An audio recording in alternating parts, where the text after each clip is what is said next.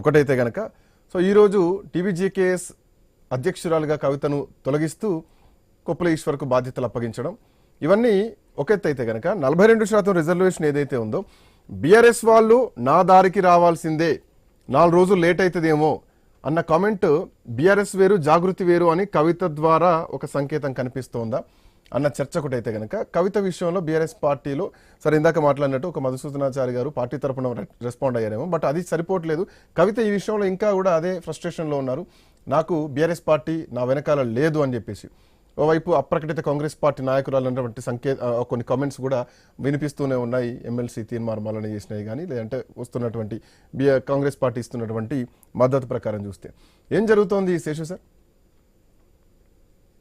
శ్రీకాంత్, మీకు I news ప్రేక్షకులకు ప్యానెల్లో ఉన్నటువంటి మిత్రులకు నమస్కారం. సహజంగా రాజకీయాల్లో చిన్న అంశం కూడా పెద్దగా కనపడుతుంది. ఎందుకు అని అంటే సాధారణ అద్దాల్లో నుంచి చూడం అంశాలను, భూతద్దంలో పెట్టి చూస్తాం కాబట్టి ఆ అంశాలన్నీ చాలా పెద్దవిగా కనపడతాయి. ఇది మొదటి పాయింట్. రెండోది ఏంటంటే నేను చాలా సందర్భాల్లో విన్నటువంటి అంశం ఏంటంటే కవిత పైన కేసీఆర్ గారికి అవాజ్యమైనటువంటి ప్రేమ ఉంది అని విన్నాను. రెండోది లిక్కర్ కుంభకోణంలో కవితను అరెస్ట్ చేయడానికి ఈడీకి సంబంధించినటువంటి జాయింట్ డైరెక్టర్స్ వచ్చినప్పుడు కవిత నివాసంలో కేటీ రామారావు గారు చేసినటువంటి అడావుడి, జాయింట్ డైరెక్టర్ పైన తను దురుసుగా ప్రవర్తించింది, తర్వాత తన పైన కేసు కూడా వచ్చినటువంటి సందర్భాన్ని చూసాం. అంటే ఇవన్నీ సంఘటనలు కుటుంబ పరంగా అటు కేటీఆర్ గాని కేసీఆర్ గాని కవిత పైన కొంత ఎక్కువ ప్రేమ ఉన్నట్లుగా నిరూపణ అయినటువంటి సందర్భాలు. కానీ ఇప్పుడు జరుగుతున్న పరిణామాలు చూస్తే ఆ ప్రేమ ఎటు వెళ్ళింది, ఆ సంబంధాలు ఎటు వెళ్ళాయి, ఆ కార్డియల్ రిలేషన్ ఎక్కడికి పోయింది అనేటటువంటి ఒక ప్రశ్నలు మన ముందు కలుగుతున్నాయి. ఎందుకంటే ఇది సాధారణ కుటుంబంలోనైతే చర్చకు రాదు. రాజకీయ కుటుంబం కాబట్టి, ఒక పార్టీకి సంబంధించినటువంటి అంశాలు కాబట్టి పబ్లిక్ అవుతాయి, పబ్లిక్ లో చర్చనీయటువంటి అంశాలుగా మారుతాయి. అయితే ఇక్కడ కారుకి కవితకి దూరం జరుగుతున్నట్లుగా, దూరం పెరుగుతున్నట్లుగా మనకి కనపడుతుంది జరుగుతున్న పరిణామాలు. ఏంటి ఆ పరిణామాలు అంటే, పరిణామం ఒకటి, 10 సంవత్సరాలుగా సింగరేణి బొగ్గుగని కార్మిక సంఘానికి గౌరవ అధ్యక్షురాలుగా ఉన్నటువంటి కవితను తీసివేసి ఆమె స్థానంలో కొప్పుల ఈశ్వరు మాజీ మంత్రిని ఇన్ఛార్జిగా నియమించటం, ఇది ఒక పరిణామం. అయితే రెండోది, ఇటీవల తీన్మార్ మల్లన్నకి కవితకు మధ్య జరిగినటువంటి ఎపిసోడ్ లో అటు పార్టీ గాని అఫీషియల్ గా నేను అనేది, అటు పార్టీ గాని ఇటు కుటుంబం గాని కేసీఆర్ గాని కేటీఆర్ గాని కీలకమైన వ్యక్తి హరీష్ రావు గాని ఎవరు కూడా కవితకు మద్దతుగా స్పందించకపోవటం అనేది కొంత దూరం కనపడుతుందా అనేటటువంటి అభిప్రాయానికి బలం చేకూరుస్తుంది. మూడో పరిణామం ఏంటి అని అంటే చాలా కీలకమైనటువంటి పరిణామం, బీసీలకు 42% రిజర్వేషన్ ఇచ్చేటటువంటి క్రమంలో కాంగ్రెస్ పార్టీ కేబినెట్ నిర్ణయం మేరకు ఆర్డినెన్స్ తీసుకొస్తామనుకుంటున్న సందర్భంలో ఒకే అంశం పైన ఇటు కవిత అటు బీఆర్ఎస్ పార్టీ భిన్నంగా స్పందించాయి. బీఆర్ఎస్ పార్టీ ఇది బీసీలను మోసం చేయటమే, ఆర్డినెన్స్ ద్వారా రిజర్వేషన్లు రావు అని స్పందిస్తే, బట్ కవిత మేము చేసినటువంటి పోరాటాలకు దిగి వచ్చే కాంగ్రెస్ పార్టీ వాళ్ళ ఆర్డినెన్స్ తీసుకొస్తుంది, మేము ఆర్డినెన్స్ ని స్వాగతిస్తున్నామని సంబరాలు చేసుకున్నటువంటి సందర్భం. కవిత కాన్ఫిడెన్స్ వెనకాల కారణం ఏంటి? కాంగ్రెస్ పార్టీ బీసీ రిజర్వేషన్ బిల్లును అందరూ వ్యతిరేకించారు, బీసీ సంఘాలు వ్యతిరేకిస్తున్నాయి, మేధావర్గం వ్యతిరేకిస్తుంది, ఆర్డినెన్స్ నిల్చునేటువంటి పరిస్థితి లేదు, గవర్నర్ ఆమోదిస్తారా, ఇవన్నీ చర్చలు ఉన్నాయి. కోర్టుకు వెళ్ళొద్దని ముఖ్యమంత్రి అంటారు, కోర్టుకు వెళ్ళే హక్కు ప్రతి ఒక్కరికి ఉంటుంది ప్రజాస్వామ్యంలో. కోర్టుకు వెళ్ళొద్దు, వెళ్లకుండా బీసీ సంఘాలు చూసుకోవాలని చెప్పే అర్హత హక్కు ఎవరికి ఉండదు. ఒక రాష్ట్ర ముఖ్యమంత్రి ఇట్లాంటి కామెంట్స్ చేస్తున్నారంటే దాంట్లో నిలకడ లేదు అనేది స్పష్టంగా కనిపిస్తోంది. బట్ కవితకు ఉన్నటువంటి కాన్ఫిడెన్స్ ఏంటి? ఎందుకు అప్రకటిత కాంగ్రెస్ పార్టీ నాయకురాలు అని చెప్పకపోవడం, అంటే చెప్పడంలో కొంత సందేహాలు లేవంటారా? శ్రీకాంత్, ఇప్పుడు మీరు అడిగిన ప్రశ్నలో మేము అనేక సందర్భాలలో మేము మాట్లాడింది ఏంటంటే ఆర్డినెన్స్ ద్వారా రిజర్వేషన్లు సాధించడం సాధ్యం కాదని చెప్పాము. ఈ రోజు జరిగిన పరిణామం ఏంటంటే సవరణని ప్రతిపాదిస్తూ గవర్నర్ కు పంపినటువంటి ఆ ప్రతిపాదనని గవర్నరు న్యాయ సలహా కోరినట్టుగా తెలుస్తుంది ఇవాళ. అంటే అంత ఈజీగా ఒక సవరణని పంపిస్తే సంతకం పెట్టి గుడ్డిగా సంతకం పెట్టి పంపిస్తారని అనుకోవటం భ్రమ అవుతుంది. కాబట్టి ఈ విషయము ఒక చాలా జటిలమైనటువంటి సమస్య. ఈ జటిలమైనటువంటి సమస్యకు కవిత మద్దతు ఇవ్వటం అభ్యంతరాలుగా ఉన్నప్పటికీ కూడా దాన్ని ఒకటి పక్కన పెడితే మనం ఇప్పుడు కవిత ముందు ఉన్నటువంటి ఆప్షన్స్ ఏంటి అనేది మనం ఒకటి మాట్లాడుకోవాలి. ఎందుకు అనంటే కవిత బీఆర్ఎస్ పార్టీకి దూరం జరుగుతున్నప్పుడు, బీఆర్ఎస్ పార్టీలో ఉండలేనటువంటి పరిస్థితి ఎదురవుతున్నప్పుడు, బీఆర్ఎస్ పార్టీలో కొనసాగలేనటువంటి పరిస్థితి ఎదురవుతున్నప్పుడు, ఇలాంటి పరిణామాలు జరుగుతున్నప్పుడు తను ఒక సంస్థగా ఎంతకాలం పోరాడగలుగుతుంది? ఒక సంస్థ కంటే రాజకీయ పార్టీ ఒక బలమైనటువంటి అంశం కాబట్టి ఒక సంస్థగా, ఇప్పుడు జాగృతి సంస్థగా తను ఎంతకాలం ఈ అంశాలపైన పోరాడగలుగుతుంది అనేది మనం చూస్తే ఇక్కడ తన ముందున్నటువంటి ఆప్షన్స్ ఏంటి? ఒకటి, రాజీ పడి పార్టీలో ఉండటం, బట్ ఆ పరిస్థితి కనిపిస్తున్న దాఖలాలు కనపడట్లేదు. రెండో ఆప్షన్ సొంతంగా పార్టీ పెట్టడం. సొంతంగా పార్టీ పెట్టి ఈ రాష్ట్రంలో సక్సెస్ అయ్యి నిలబడగలుగుతుందా అనేటటువంటిది ఒక సంశయం, ఒక పెద్ద డిఫికల్ట్ టాస్క్ గానే మనం చూడాలా. మూడోది, బీజేపీలోకి వెళ్ళటం తనకి స్వయంగా ఇష్టం లేదు, తనే ఆ మాట లేక లీక్ అయినటువంటి సందర్భంలో చెప్పింది. నాలుగోది, కాంగ్రెస్ పార్టీలోకి వెళ్లేటటువంటి ఆప్షన్. ఇవాళ కాంగ్రెస్ పార్టీ తీన్మార్ మల్లన్న విషయంలో స్పందించినటువంటి తీరు గాని, లేకపోతే 42% రిజర్వేషన్ పైన కాంగ్రెస్ కి మద్దతుగా కవిత మాట్లాడినటువంటి తీరు చూస్తే ఒక రాజకీయ పరమైనటువంటి అనుమానాలు వస్తాయి. కవితకు కాంగ్రెస్ పార్టీలోకి వెళ్ళటానికి రూట్ క్లియర్ అవుతుందా అనేటటువంటిది. ఎందుకు అనంటే కాంగ్రెస్ పార్టీకి చరిత్ర ఉంది. ఏంది, జగన్మోహన్ రెడ్డికి వ్యతిరేకంగా షర్మిలాని కాంగ్రెస్ పార్టీ ఇప్పుడు ఆంధ్రప్రదేశ్ లో ఎంకరేజ్ చేస్తుందా లేదా? అదే విధంగా బీఆర్ఎస్ కి వ్యతిరేకంగా కాంగ్రెస్ పార్టీ కవితను ఎందుకు ఎంకరేజ్ చేయదని మనం భావించాలా? కానీ ఇక్కడ ఇంకొక చిన్న పాయింట్, మీరు అన్న పాయింట్ కరెక్టే, బట్ అక్కడ వైఎస్ఆర్ లేరు, ఇక్కడ కేసీఆర్ ఉన్నారు. సో ఇప్పుడు జరిగే పని ఇది. రాజకీయాల్లో కుటుంబ బంధాల కంటే కూడా రాజకీయ అవసరాలు బలమైనవి. మనం చాలా చాలా జాగ్రత్తగా తండ్రి మీద పోటీ చేసి కాంగ్రెస్ పార్టీ నుంచి ఒకవేళ దిగితే గనక గెలిచేటువంటి పరిస్థితులు ఉన్నాయా? ఇప్పుడు అట్లా కాదు.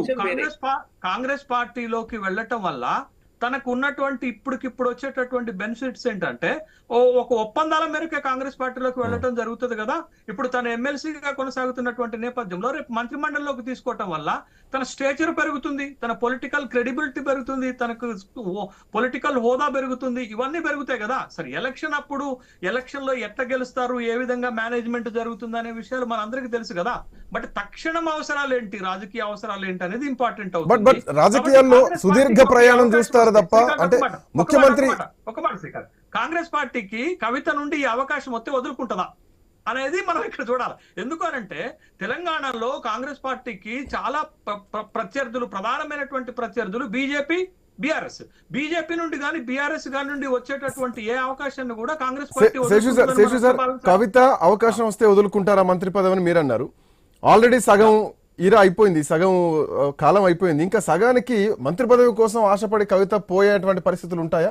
సో మళ్ళీ గెలుస్తా లేదో అన్నటువంటి అనుమానం ఉన్నటువంటి క్రమంలో రాజకీయాలలో ఈ తరం నాయకులు ఒక్కరోజు పదవి లేకపోయినా ఉండేటటువంటి పరిస్థితి లేదు. ఒక్కరోజు పదవి కోసం కూడా ప్రమాణ స్వీకారం చేసినటువంటి చరిత్రలో అనేక రాష్ట్రాల్లో మనం చూసాం. జగదాంబిక పాల్ అనేటటువంటి ఇప్పుడు ఒక కమిటీకి అధ్యక్షుడిగా వ్యవహరించినటువంటి మన బిల్ పైన, ముస్లిం బిల్ పైన వ్యవహరించినటువంటి జగదాంబిక పాల్ ఉత్తరప్రదేశ్ కి ఒక్కరోజు ముఖ్యమంత్రిగా చేశారు. బట్ ఇప్పుడు ఉన్నటువంటి పరిస్థితులలో రాజకీయ పరంగా ఏ అవకాశం వచ్చినా ఎవరు వదులుకునేటటువంటి పరిస్థితి లేదు. కాబట్టి ఇప్పుడు ఉన్నటువంటి మన ఊహాగానాల మేరకే ఇవన్నీ జరుగుతున్నటువంటి అంశాలు. అయితే ఒక్కటి మాత్రం చాలా స్పష్టంగా మనం గమనించాలి శ్రీకాంత్, కల్వకుంట్ల కవిత తన రాజకీయ స్టేచర్ ని పెంచుకోవడానికి, తను అనుకున్నటువంటి విషయాల్లో పోరాటం చేయడానికి తను ఒక ప్రత్యేకమైన ఇండిపెండెంట్ గా స్వతంత్రంగా వ్యవహరిస్తుంది అనేటటువంటి విషయం చాలా స్పష్టమవుతుంది. బట్ అది బీఆర్ఎస్ సపోర్ట్ ఉన్నా లేకపోయినా తను అనుకున్నటువంటి అంశాలపైన పోరాటానికి, తను ఎంచుకున్నటువంటి మార్గంలో వెళ్ళటానికి జాగృతి అనేటటువంటి సంస్థను ఉపయోగించుకొని ముందుకు వెళ్ళటానికి ప్రయత్నం చేస్తుంది అనేది ఒకటి. రెండోది, తెలుగు రాష్ట్రాల చరిత్ర చూస్తే మీరు తెలుగు రాష్ట్రాల్లో ఈ 60 సంవత్సరాల చరిత్ర గాని, లేకపోతే తెలంగాణలో ఈ 11 సంవత్సరాల చరిత్ర చూసినప్పటికి కూడా మహిళలు బలమైనటువంటి రాజకీయ నేతలుగా ఈ ప్రాంతంలో ఎదగలేదనేటటువంటి విషయాన్ని మనం గమనించాలా. బట్ ఆ వ్యాక్యూమ్ ని తను పూడ్చటానికి, తను ఎంచుకున్నటువంటి మార్గాలు గాని, తను ఎంచుకుంటున్నటువంటి అంశాలు గాని, తను చేస్తున్నటువంటి పోరాటం గాని, తను స్పందిస్తున్నటువంటి తీరు గాని ఒక ప్రత్యేకమైనటువంటి లీడర్ గా తనని నిలబెడుతున్నటువంటి అంశాన్ని మహిళలు అన్న కోణంలో ఆలోచించవచ్చు. మీరు అన్న పాయింట్ ప్రకారం కాంగ్రెస్ పార్టీయే బీఆర్ఎస్ పార్టీని ఎదుర్కోవడానికి రోజు రోజు నానా తంటాలు పడుతుంది. ప్రతిదానికి ప్రెస్ మీట్లకు మళ్ళీ కౌంటర్స్ వస్తూనే ఉన్నాయి. రాజకీయ పరంగా ఎదుర్కోవడానికే చాలా ఇబ్బందులు ఎదుర్కొంటున్న పరిస్థితి రోజు చూస్తున్నాం. అట్లాంటిది ఇంత బలంగా ఉన్నటువంటి బీఆర్ఎస్ పార్టీని రేపు పొద్దున కవిత డివేట్ అయి కాంగ్రెస్ పార్టీలోకి వెళ్ళిన, సొంత పార్టీ పెట్టిన కేటీఆర్, కేసీఆర్, హరీష్ రావును ఢీ కొట్టి నిల్చునేటువంటి పరిస్థితులు ఉంటాయా? ఒకవేళ మీరు అన్నట్టు ఒక్కరోజు ముఖ్యమంత్రి లాగా ఈ కొంతకాలానికి మంత్రి పదవి ఇస్తా అంటే పోదా అంటే పోతుందేమో, బట్ భవిష్యత్ రాజకీయాలు ఇబ్బంది కదా. సో అట్లాంటి పరిస్థితులు ఉండకపోవచ్చా? చాలా మంచి ప్రశ్న అడిగారు శ్రీకాంత్ మీరు. ఇప్పుడు కల్వకుంట్ల కవిత బీఆర్ఎస్ తోటి డిఫర్ అవుతూ తెలంగాణ జాగృతి సంస్థని బలోపేతం చేస్తున్నటువంటి ప్రక్రియలో ఎక్కడైనా బీఆర్ఎస్ పార్టీ నుంచి ఒక స్థాయి కలిగినటువంటి నాయకుడు, ఈవెన్ జిల్లా స్థాయి కలిగినటువంటి ఒక్క నాయకుడు కూడా కవిత వెనకాల నడవట్లేదు. కవితకు గతంలో ఫాలోవర్స్ గా జాగృతిలో ఉన్నటువంటి నాయకులే ఇవాళ కవిత వెనకాల గాని కవితతో పాటు గాని కనపడుతున్నారు తప్ప బీఆర్ఎస్ లో ఉన్నటువంటి ఏ స్థాయి నాయకుడు కూడా ఇవాళ కవిత ఫాలోవర్స్ గా కవిత వెనకాల వచ్చినటువంటి సందర్భం ఈ 2 నెలల్లో మనం చూడలేదు. కాబట్టి బీఆర్ఎస్ నుంచి ఎంత మేరకు తనకు మద్దతు దొరుకుతుంది అనేటటువంటి అంశం పైన కూడా రాజకీయాలు బేరుజు వేసుకుంటాము, రాజకీయాలు నడుస్తాయి అనేటటువంటి విషయాన్ని గమనించాలా. బట్ ఇప్పటి వరకైతే కూడా ఆ విధమైనటువంటి సపోర్ట్ బీఆర్ఎస్ పార్టీ నుంచి, బీఆర్ఎస్ పార్టీ కార్యకర్తల నుంచి, శ్రేణుల నుంచి, నాయకుల నుంచి, మాజీ ఎమ్మెల్యేలు, మంత్రులు, ఎంపీల నుంచి కవితకు మద్దతు దొరకట్లేదు అనేటటువంటి విషయాన్ని గమనించాలా. కానీ ఒక్క విషయం, తను స్పందిస్తున్నటువంటి తీరులో తను ఒక బలమైనటువంటి రాజకీయ నాయకురాలుగా ఎదగాలనేటటువంటి ఒక ఆకాంక్ష కనపడుతుంది. ఎందుకు నేను ఈ మాట అంటున్నానంటే, షర్మిల ఒక ప్రశ్న ఎవరన్నా అడిగితే, ఏదన్నా తనకు నచ్చినటువంటి అంశం పైన అడిగితే మొత్తానికి తిట్టిపోసేది. ఆ సందర్భంలో మనం చూసాం, తెలంగాణలో పార్టీ పెట్టి తను నడుపుతున్నటువంటి సందర్భంలో. కానీ ఇవాళ కవితని ఒక ప్రశ్న అడిగారు. ఏమడిగారనంటే, ప్రెస్ మీట్ లో మిమ్మల్ని తెలంగాణ బొగ్గు గని కార్మిక సంఘం నుంచి గౌరవాధ్యక్షురాలుగా తొలగించి కొప్పుల ఈశ్వర్ని పెట్టారు అంటే తను ఎంత డిప్లొమాటిక్ ఆన్సర్ ఇచ్చింది తెలుసా శ్రీకాంత్? నేను ఆహ్వానిస్తున్నాను, కొప్పుల ఈశ్వర్ గారు అనే వాళ్ళు సింగరేణి కార్మికుడు, అతను తనని పెట్టటము చాలా హుందాతనమైనటువంటి అంశము, అది చాలా మంచి నిర్ణయము, నేను దాన్ని ఆహ్వానిస్తున్నాను. This is an diplomatic statement. అంటే తను పరిణితి కలిగినటువంటి ఒక వ్యాఖ్యానం చేసేటటువంటి క్రమంలో ఎక్కడ నొప్పించినటువంటి క్రమంలో ఆ స్టేట్మెంట్ ఇచ్చింది అనే విషయాన్ని గమనించాల.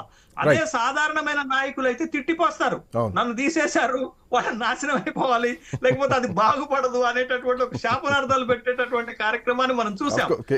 కేసీఆర్ వారసత్వం కాబట్టి ఆ మాత్రం వాక్చాతుర్యం ఉంటుందని చెప్పడం లేదు, సందేహం లేదు. లే శ్రీకాంత్, నేను పొగడటలే, ఓ డిప్లొమాటిక్ గా తన ఆన్సర్ చెప్పినటువంటి తీరు నాకు బాగా నచ్చింది. అది రాజకీయాల్లో అవసరం, అది రాజకీయాల్లో వాళ్ళ ఎదుగుదలకు దోహదపడుతుంది అనేటటువంటి విషయాన్ని గమనించాలి. బట్ ఈ డిప్లొమాటిక్ కవిత చాలా చాలా స్ట్రాటజిక్ గా వెళుతుంది అనే విషయాన్ని, బట్ సక్సెస్ ఫెయిల్యూర్ అనేవి that depends on time, that depends on circumstances, అవి కాలం నిర్ణయిస్తాయి. బట్ ఇప్పుడు ఉన్నటువంటి అంశము, ప్రస్తుతం ఉన్నటువంటి అంశంలో తన వ్యవహార శైలి ఎలా ఉంది, తన ప్రవర్తన ఎలా ఉంది, తన స్ట్రాటజిక్ మూవ్మెంట్స్ ఎలా ఉన్నాయి, తను ఎంచుకున్నటువంటి అంశాలు ఏంటి, తన పోరాటం ఏంటి అనేది. ఇంకొక చాలా కీలకమైన మాట చెప్పింది. తీర్మార్ మల్లన్న గురించి అడిగితే చాలా ఒక కామిక్ గా ఒక క్యాచ్ వర్డ్ చెప్పింది. ఏం చెప్పిందంటే, మేము అసలు ఆయన జనాభా లెక్కల్లో ఉన్నట్టే గుర్తించట్లేదు, జనాభా లెక్కల్లో